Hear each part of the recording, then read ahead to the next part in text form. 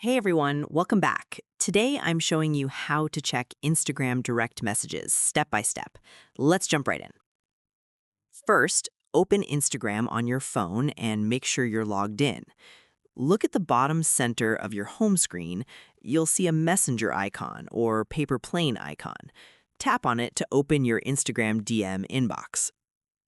Here, you'll see all your chats, group conversations, and message requests from people you don't follow. If you see message requests at the right, tap it to check messages from unknown users. Simply tap any chat to open it. You can read messages, reply with text, send photos, videos, emojis, or even voice messages.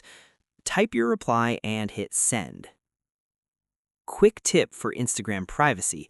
If you want to read Instagram messages without the sender knowing, you can view them from your phone notifications without opening the chat itself.